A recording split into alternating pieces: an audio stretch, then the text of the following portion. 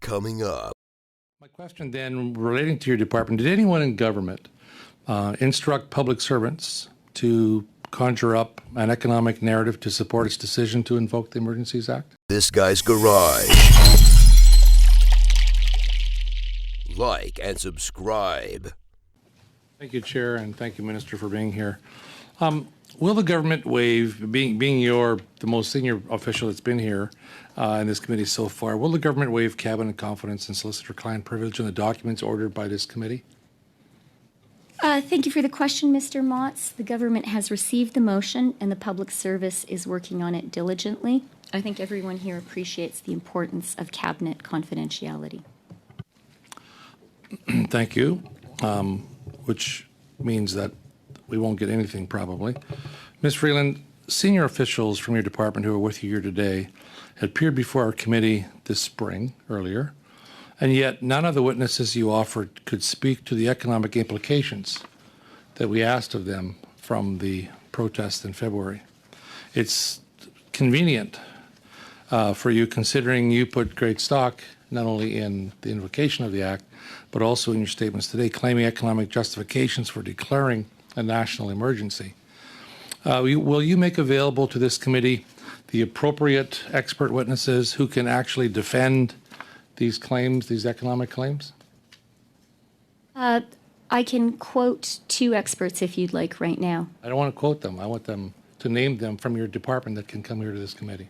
Well, a couple of experts I think it is worth listening to are Flavio Volpe, president of Canada's Automotive Parts Manufacturers Association. Oh, sorry. He was quoted widely in the press. No, I'm sorry. The question was from your own department. Who from your department can answer specific questions on the economic impact that we asked last time that we couldn't get answers for? And can you provide them? Just a yes or no. If you could give us those witnesses and provide them, that'd be awesome, please.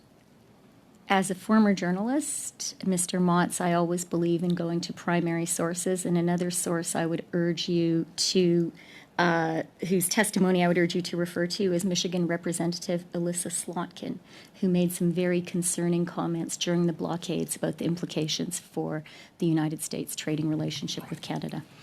Well, again, that doesn't necessarily have any impact on my question or the answer to my question on the expert witnesses from your department. My question then, relating to your department, did anyone in government instruct public servants to conjure up an economic narrative to support its decision to invoke the Emergencies Act? No. Was the government informed at any point by public servants that the economic data either didn't exist, that it did not answer the questions you wanted to be answered, or did not produce the results you preferred to hear? And if so, did the government instruct those public servants to generate numbers to back up its claims, regardless of the data problems? Mr. Motz, I am Canada's finance minister. I was our chief negotiator during the NAFTA negotiations, or I led the negotiations, assisted very ably by Steve Verheuel. I personally had many conversations and read many reports which caused me to be very concerned about the economic consequences of the illegal blockades and occupation. I spoke directly with Canadian business leaders who told me that they were hearing from investors that their confidence in Canada as an investment destination was shaken.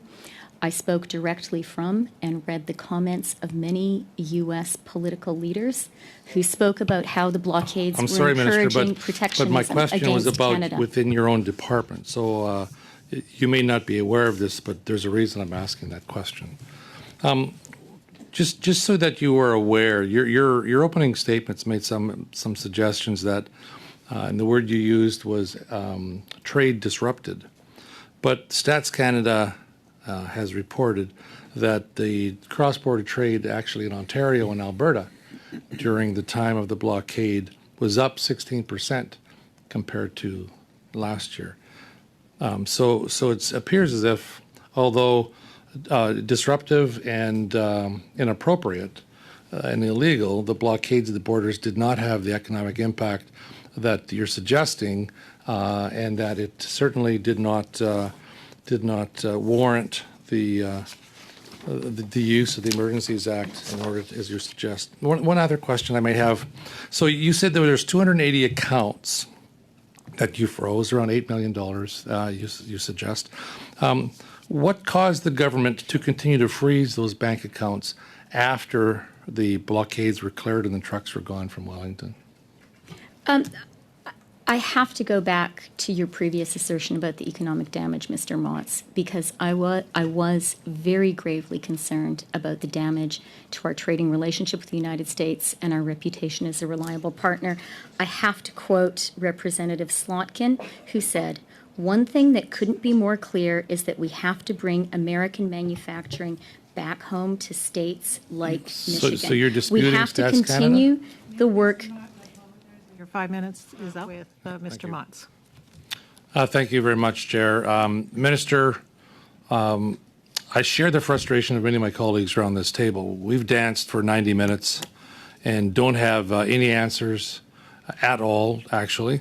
And it appears as if you refer to that binder a lot. Would it, in its entirety, can you present it to the committee? Yes or no? I make no apology for preparing well, carefully for appearances Fine. like these. Can you present that binder to the and committee, I please? believe in doing my homework. These notes are for my own personal use. Well, can you present them to committee? Yes or no? Obviously, that's a no. Did you sign the memorandum to Cabinet proposing the declaration of the emergency? I don't recall precisely who signed it, but I hope I did, and I would be happy to have signed it. Thank you.